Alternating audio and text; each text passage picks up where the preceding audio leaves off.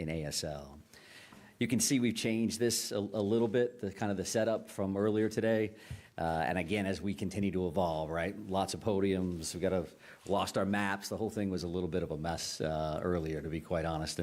And our victims in this investigation and the people that are doing the work deserve better than that. So I would also tell you that we're kind of looking for a larger venue as well. The chains here and everything else seems to work. We're going to use some technology for some pictures here right off the bat. So I would say that, again, thank you for joining us. It's been a busy day for our law enforcement officers and our partners around the state. I'm going to give some updates from what we found, but the real primary reason I wanted to bring you back in today was we wanted to really identify the victims and show their pictures. We won't get into family backgrounds and their lineage at all, but we do want to show those pictures, give ages. I would say that the families didn't want hometowns listed. They do certainly deserve and want some privacy around these issues, which makes complete sense. And we're going to start with that component of our information simply because that's why we're here, right? This is about the victims. That's why we do what we do, and that's why we're striving so hard, and that's why you're here, because you care about them as well. So we're going to go ahead and load that behind us here on the screen. And I think Shannon Moss can also put that information out following this. Some specifics here, I would just like to note that the families actually approved these photos, sent these photos in to us.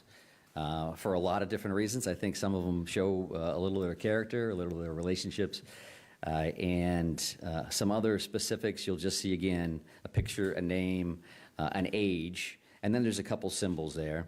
And we wanted to be specific enough to what location they ultimately lost their lives at. And again, thank the families for allowing us to even do this. They certainly didn't need to do that.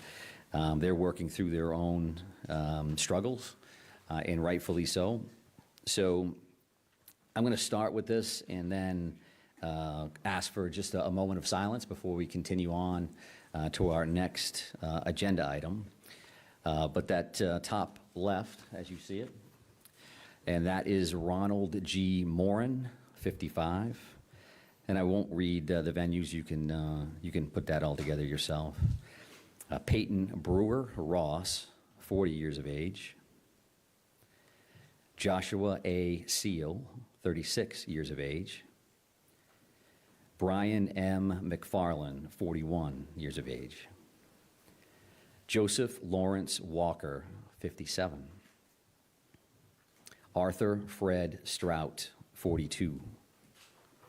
Max A. Hathaway, 35. Stephen M. Vozella, 45. Thomas Ryan Conrad, 34. Michael R. Deloria II, 51. Jason Adam Walker, 51. Tricia C. Asselin, 53. William A. Young, 44. Aaron Young, 14, his son. Robert E. Violette, 76, and his wife, Lucille M. Violette, 73. William Frank Brackett, 48 years of age. Keith D. McNair, 64. Just have a moment of silence. Thank you.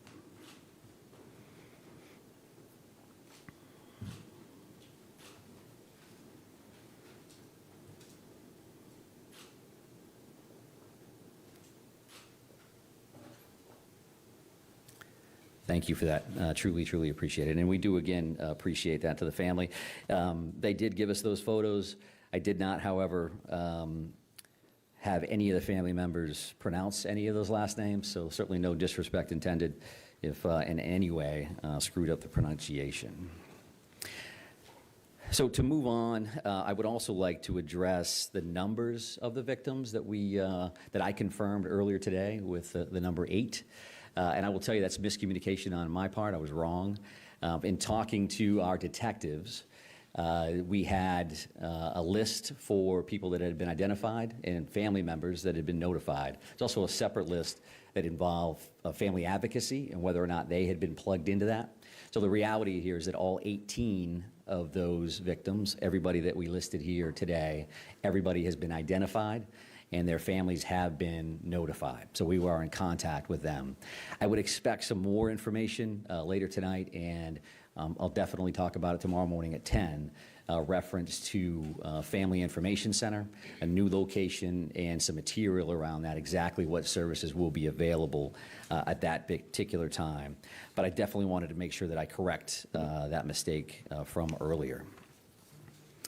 So several other updates from this morning's briefing. I know that Shannon has sent along the aerial maps that we showed or tried to show here on the board, so you have received those. I also think that we had, and Shannon has corrected this as well, but the Pejebscott boat ramp, the proper name there was the Paper Mills Trail and Miller Park boat launch. The address was correct at 501 Lisbon Street.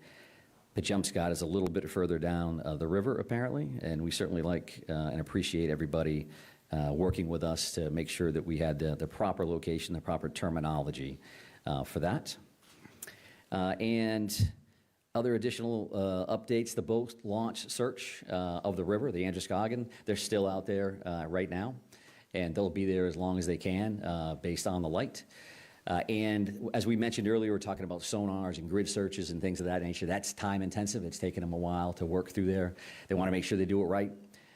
So we're not going to finish that search this evening. I would be surprised if you ever saw divers in the water overall. But tomorrow we'll have additional dive resources available to us from out of state, as well as some additional in-state teams. So again, we'll discuss that a little bit at 10 o'clock tomorrow. But no surprises, we expect that to go over, and that we'll have some assets there tomorrow. They did a bunch of flyovers this morning, as I mentioned. They did the sonar searches, some side, some ROV, and we'll be back on that tomorrow. The bar scene itself, they continue to do their on-scene investigation there, as well as at the bowling alley. They did check those wood lines. They may be back in there tomorrow as well, but that is progressing as expected. And I think another major piece of updates for you now is to talk about the shelter-in-place order and where that's going effective immediately. And I'm not a big reader of orders, but I think this is important that you hear this directly from a couple different sources. We're going to put out a release. There's going to be a cell phone geofence release to some folks. We've used that a couple times already during the active shooter as a warning and otherwise. But the shelter-in-place order is rescinded, except hunting is prohibited in the towns of Lewiston, Lisbon, Bowdoin, and Monmouth, beginning Saturday, 10/28/24, until further notice. The state police continue to search in Lewiston, Lisbon, Bowdoin, and Monmouth for the suspect, Robert Card, and recommend individuals remain vigilant. Businesses may choose to open or remain closed. Commissioner Camuso from IF&W is here to help us answer any additional questions about that hunting piece. It was asked this morning, and it was a good question, and I told you at that time that we were working on an answer for that. And what that means is that the general shelter-in-place has been rescinded. Specifically, hunting, again, is prohibited in those 4 towns, and those 4 towns only. And it's important that I mention that because the rest of the state is allowed to continue with their resident-only day on Saturday, tomorrow. And what does that mean?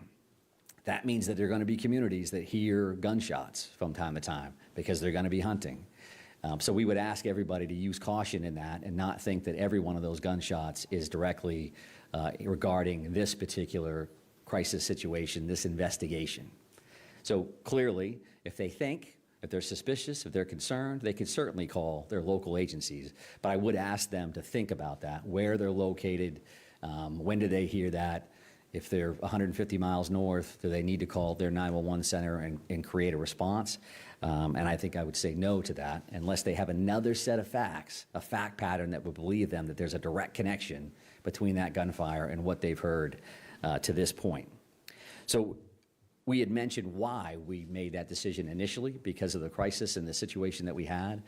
Those 4 towns in particular, clearly with Lewiston and the 2 tragic situations here, the 2 locations we already talked about.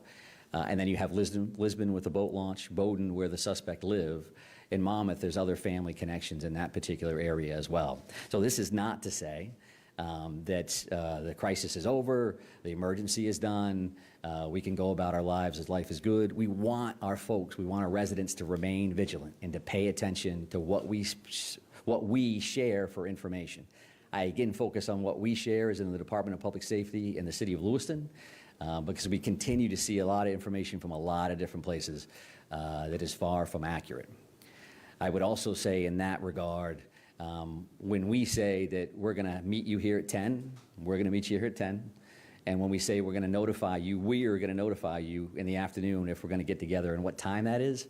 I just encourage you to believe that until I prove you wrong.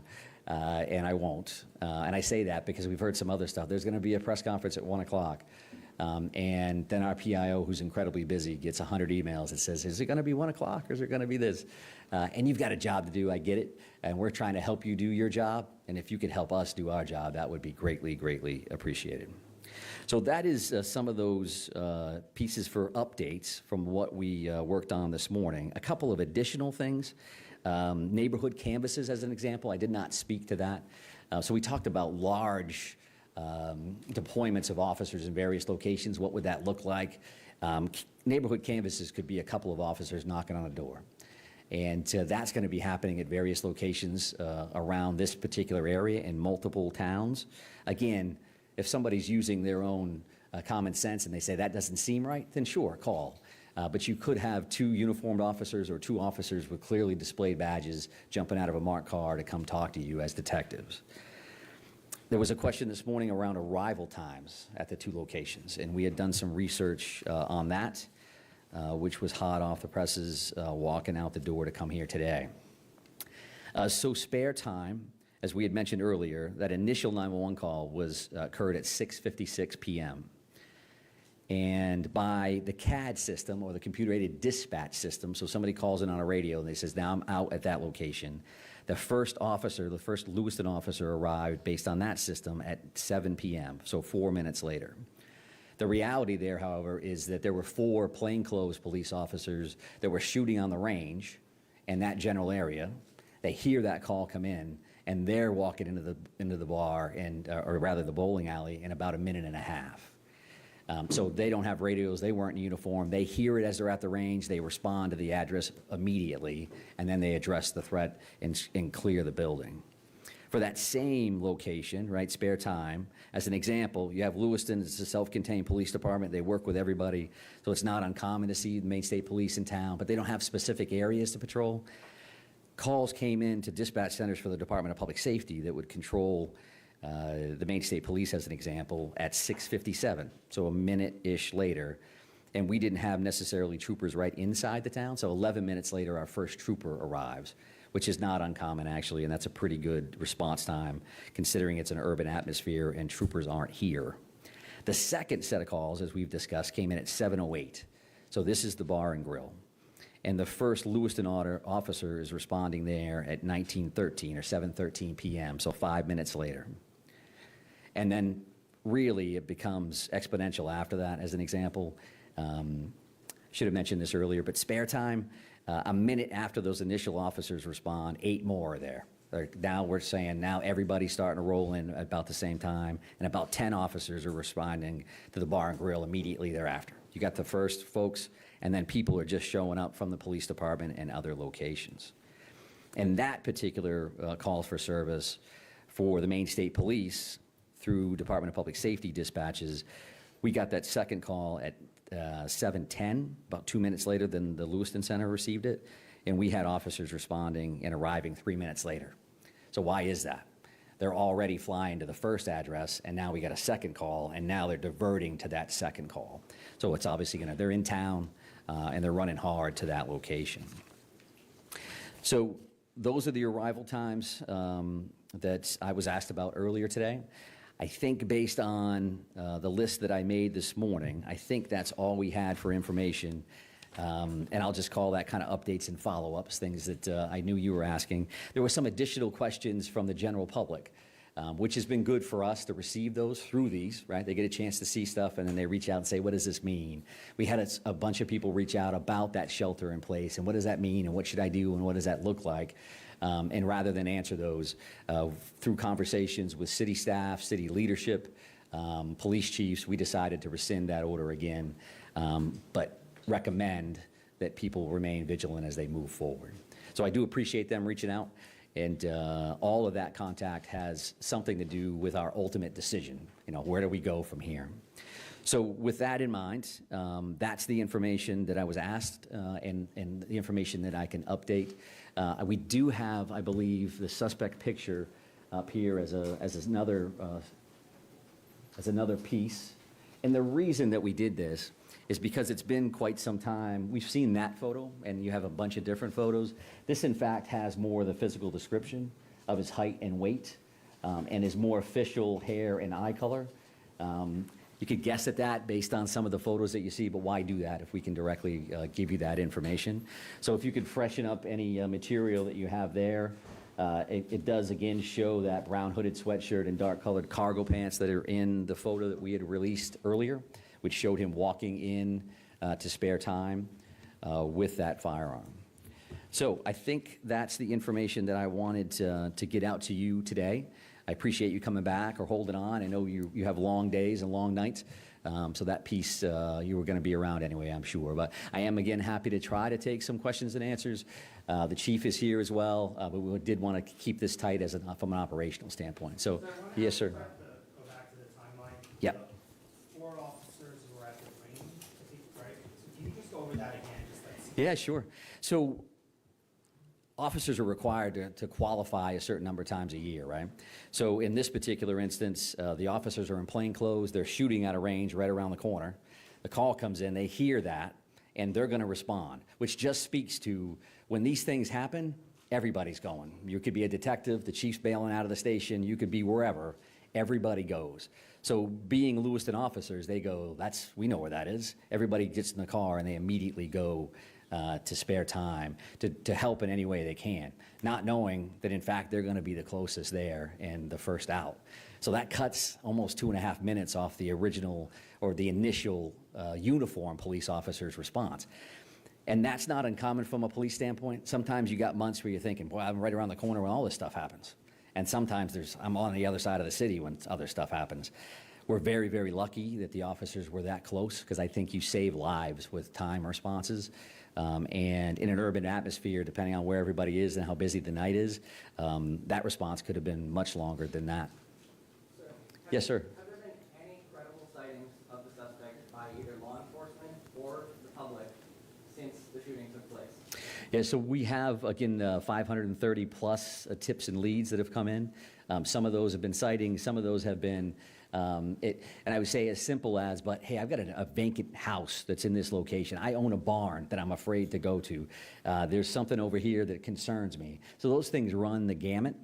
And I'm also going to use that opportunity that the FBI supervisory agent in charge, Jody Cohen, who has been with us during these press conferences, we gave that digital video information out this morning. There's already well over 100 entries in that system.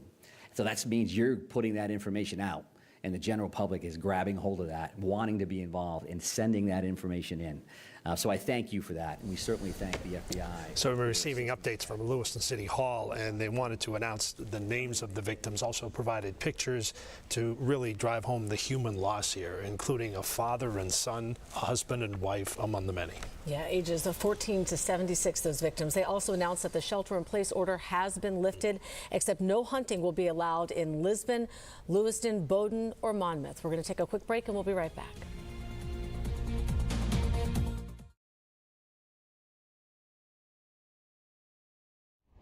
Hey, boss.